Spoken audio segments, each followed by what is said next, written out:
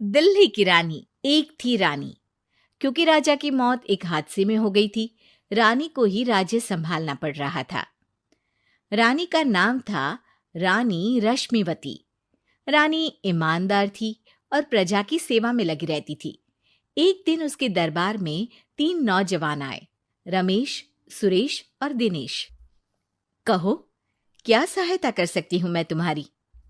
हम आपके दरबार में काम करना चाहते हैं ताकि जनता की सेवा कर सके। लेकिन अभी तो तुम्हारी उम्र बहुत छोटी है। तुम लोगों को तो अभी अपनी पढ़ाई पर ध्यान देना चाहिए। हमारा मन पढ़ाई में नहीं लगता। माता पिता को लगता है कि हम किसी के लायक नहीं है और हम साबित करना चाहते हैं कि हम लायक हैं। उत्साह बहुत अच्छा है, मगर अभी उम्र कच्ची है तुम लोगों की। अरे उम्र से क्या होता है रानी जी? शास्त्रों में लिखा है कभी किसी के ज्ञान को उसकी उम्र के आधार पर नहीं देखना चाहिए। बात तो सही है तुम्हारी। और अगर सच में तुम ये संकल्प करके आए हो कि तुमको यहाँ काम करना है, तो पहले परीक्षा देनी पड़ेगी। 3 परीक्षा। एक शारीरिक परीक्षा, एक बुद्धि की परीक्षा और एक देशभक्ति की परीक्षा। और ये क्या है? वो मंत्री महोदय तुम्हें समझा देंगे। हमारे पास समय नहीं है। अगर तुम लोग तैयार हो तो बताओ। हाँ हाँ, हम तैयार है किसी भी परीक्षा के लिए। मैं भी तैयार हूँ कुछ भी कर गुजरने के लिए।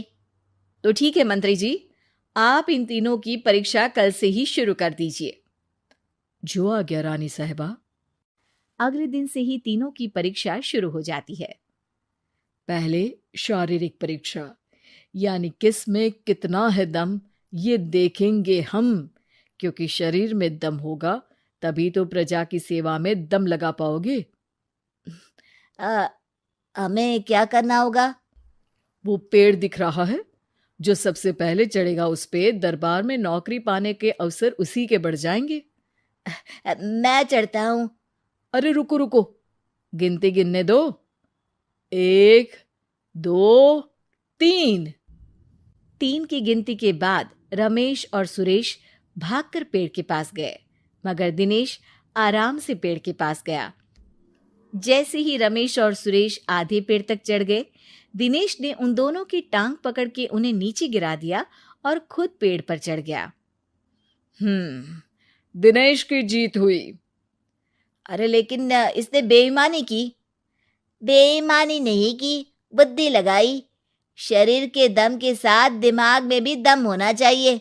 क्यों मंत्री जी? हाँ हाँ, बात तो तुम्हारी सही है। लेकिन बात अगर बुद्धि की है तो बुद्धि की असली परीक्षा हम कल लेंगे। शाम को जाकर मंत्री रानी को सब बता देते हैं।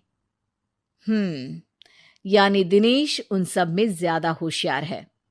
जी रानी साहिबा। अगले दिन तीनों की बौद्धिक परीक्षा का समय होता है। आज हमें क्या करना है मंत्री जी? थोड़ा सब्र करो, कल जल्दबाजी में ही हारे थे तुम। सही कह रहे हैं मंत्री जी। अरे तू क्यों ज्यादा बोल रहा है? तू भी तो हारा था ना कल। ए दिनेश, ज्यादा होशियार मत बन। अरे अरे अरे, लड़ो मत।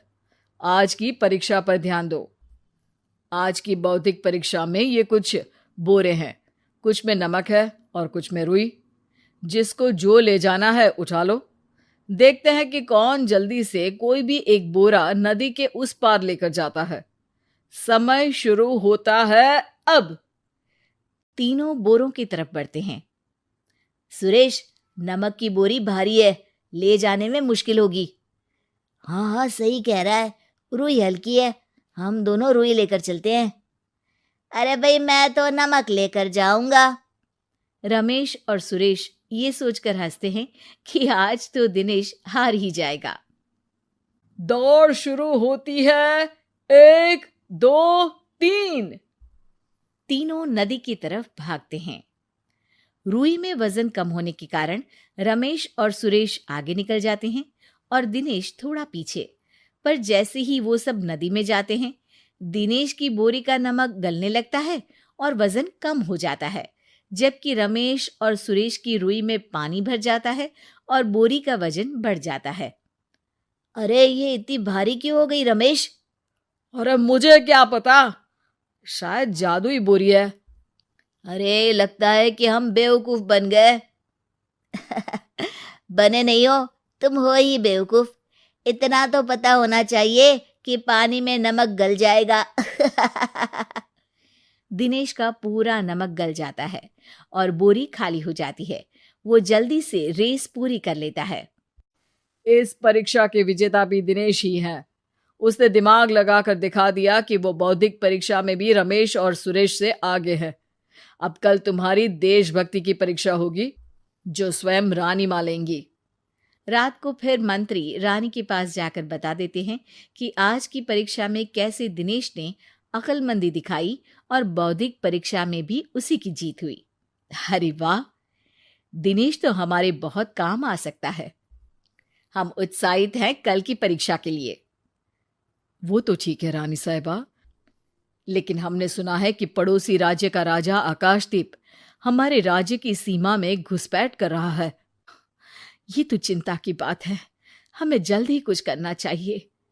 अगले दिन रमेश, सुरेश और दिनेश अपनी आखिरी देशभक्ति की परीक्षा के लिए दरबार में आते हैं। प्रणाम रानी साहिबा। नमस्कार रानी जी। प्रणाम रानी माँ। हमने तुम्हारी परीक्षा पर गौर किया। दिनेश आगे हैं। हम तुम तीनों में से किसी दो को ही दरबार में काम दे सकते हैं। किसी एक को आज जाना होगा। तो देशभक्ति की परीक्षा के लिए तैयार हो? पूरी तरह से।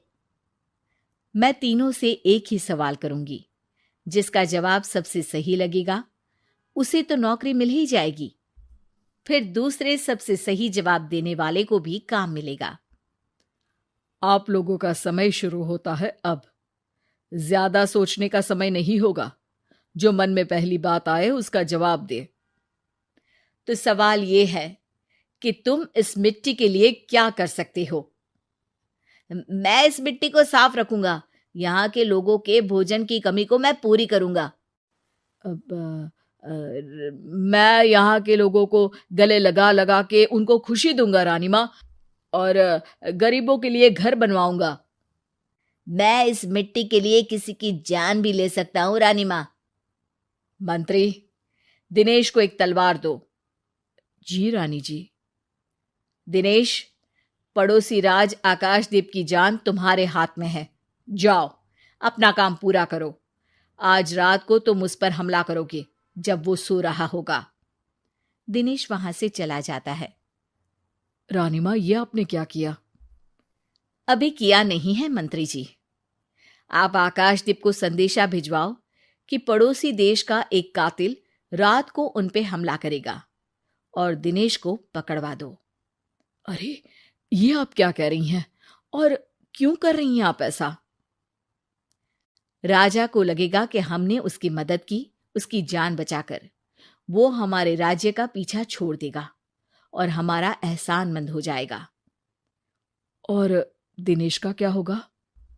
इस राज्य को दिनेश जैसे शातिर और लड़ाकू लोगों से ज्यादा जरूरत है, ऐसे लोगों की जो लोगों को खाना खिलाने की और खुश करने की बात करे। और ये गुण सुरेश और रमेश में है। इन्हें नौकरी दे दो। दिनेश बहुत चतुराई से नौकरी हड़पना चाहता था, जिसके लिए उसने रमेश और सुरेश जैसे दोस्तों का भी नुकसान किया। पर रानी ज्यादा चतुर निकली। उसने एक तीर से दो निशाने लगाए। दिनेश जैसे खूंखार युवक को राज्य से बाहर करवा दिया और पड़ोसी राजा आकाशदीप को अपना एहसानमंद कर लिया। पूरा दरबार रानी की जय जयकार कर रहा था।